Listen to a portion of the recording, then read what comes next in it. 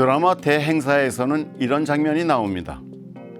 이상만 쫓으면 현실이 시궁창 될 수 있다는 상사의 말에 주인공은 이렇게 대꾸하죠. 현실에 타협하는 습관을 들이면 인생이 진짜 시궁창이 돼요. 저는 시대에 뒤떨어진 헌법에 타협하는 습관보다는 시대에 알맞은 헌법이라는 이상을 쫓는 편이 훨씬 낫다고 생각되는데요. 여러분은 어떻게 생각하시나요? 새로 쓰는 권리장전, 제7공화국 개헌을 말하다 오늘은 헌법 제29조 제2항에 대한 이야기를 시작해 보겠습니다. 헌법 제29조 2항 군인, 군무원, 경찰 공무원, 기타 법률이 정하는 자가 전투, 훈련 등 직무 집행에 관련하여 받은 손해에 대하여는 법률이 정하는 보상 외에 국가 또는 공공단체의 공무원의 직무상 불법 행위로 인한 배상은 청구할 수 없다.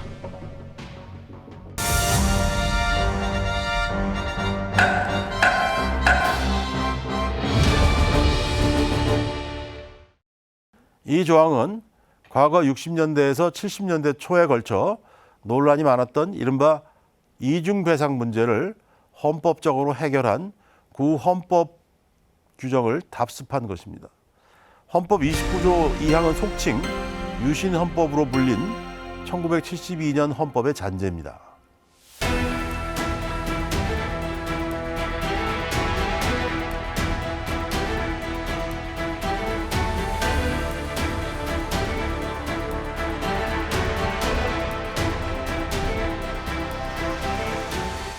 본래 군인 등의 국가배상 청구권을 배제한 이 조항은 1967년 3월 3일에 국가배상법 개정법률 2조 1항 단서에서 씨앗이 마련된 것입니다. 1950년대 대두되기 시작한 전쟁 피해 보상 문제는 특히 국군 월남 파병이 단행된 60년대 월남전 전 사상자 수가 크게 증가함에 따라서 국가배상 소송이 폭주하게 되었습니다. 1966년에는 1959년에 비하여 무려 10배가 넘는 소송 건수의 증가가 있었고 국가배상을 위하여 지출된 국고금도 10억 원을 초과하게 되었다고 합니다. 당시 10억 원이면 아주 큰 돈입니다. 이에 정부는 국가배상으로 인한 과중한 재정 부담을 해소하기 위해서 국가배상법 개정을 추진해서 관철시킵니다. 그러나 학계와 실무계에서 위헌 시비가 일고 급기야 이 조항은 대법원에서 위헌 판결을 받았습니다. 이 판결 70-1010 판결은 적어도 제6공화국 이전까지는 유일무이한 위헌 판결이었습니다.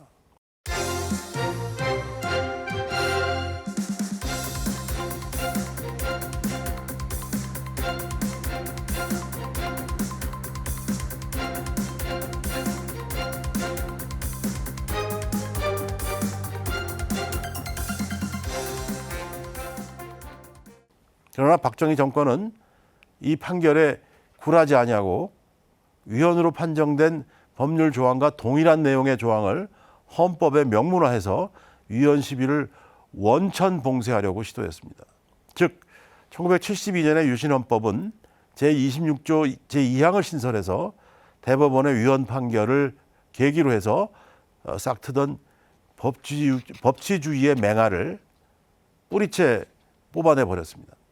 세계 헌법사상 유례 없는 헌법의 자가당착이 벌어진 셈입니다.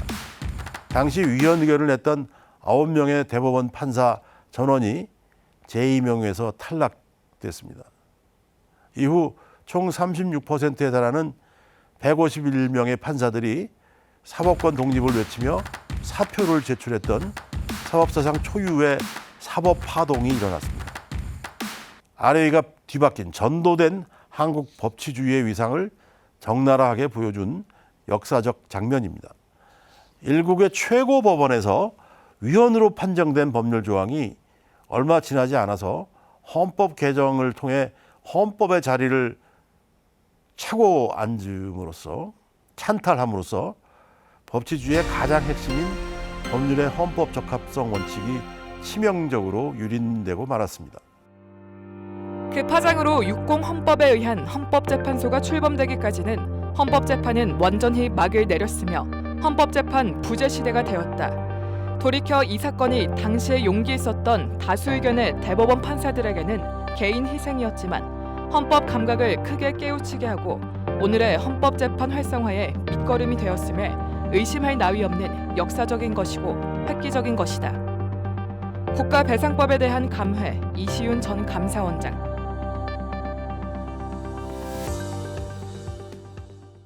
이후 1973년 2월 5일 국가배상법에 이중배상 금지가 재도입되었고 그 적용 범위에 유족이 추가되어 본인 및 그 유족의 국가배상 청구가 일체 불어되게 됩니다.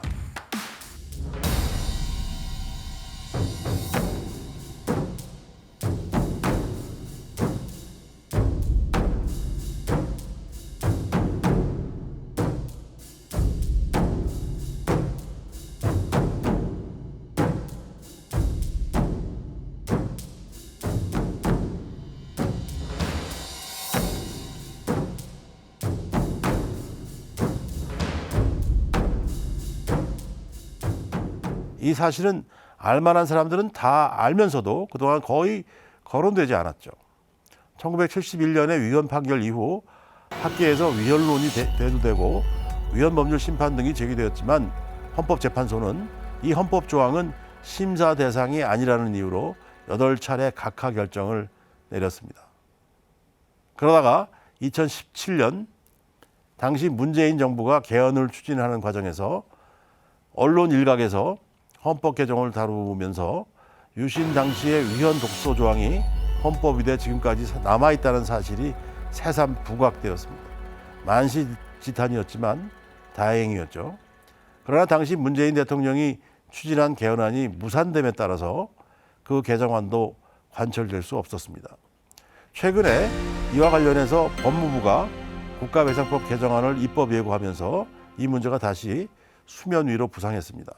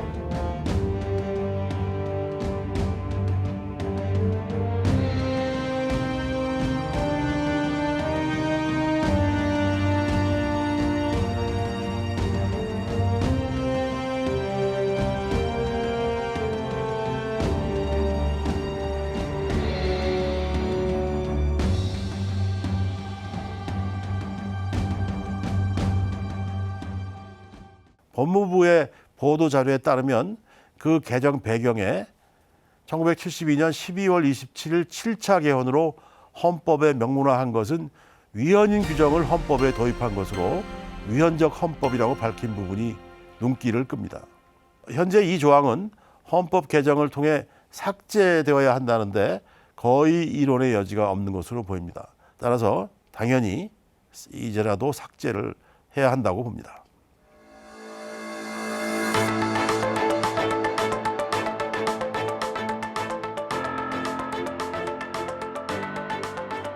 헌법 개정 제안안 제29조 공무원의 직무상 불법 행위로 손해를 받은 국민은 법률이 정하는 바에 의하여 국가 또는 공공단체에 정당한 배상을 청구할 수 있다. 이 경우 공무원 자신의 책임은 면제되지 아니한다.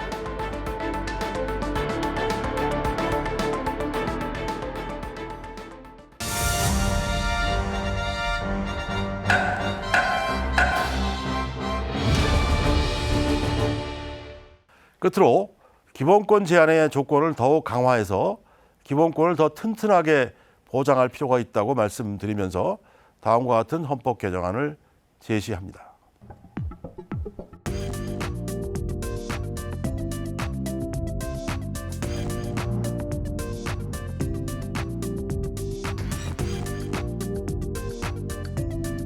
헌법 개정 제안안 제37조 제1항 국민의 자유와 권리는 헌법에 열거되지 않았다는 이유로 경시되지 아니한다. 제2항 국민의 모든 자유와 권리는 국가안전보장, 질서유지 또는 공공복리를 위하여 필요한 경우에만 법률로서 적법한 절차를 거쳐 제한할 수 있으며 제한하는 경우에도 자유와 권리의 본질적인 내용을 침해할 수 없다.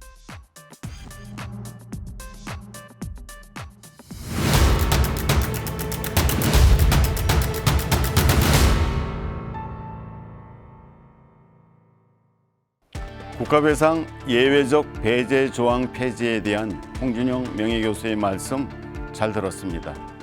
2016년 KBS 연기 대상에서 베스트 커플상을 수상한 배우 차인표는 이런 말을 했습니다. 50년을 살며 느낀 세 가지는 첫째, 어둠은 빛을 이길 수 없다. 둘째, 거짓은 결코 참을 이길 수 없다. 셋째, 남편은 결코 부인을 이길 수 없다. 정말 진정성이 느껴지는 말이지요. 우리는 늘 고민합니다. 헌법의 이면에 숨겨진 어둠이 빛으로 사라지도록, 헌법의 거짓된 해석으로 삐뚤어진 이들에게 참을 알게 하도록. 지금까지 김원호였습니다. 고맙습니다.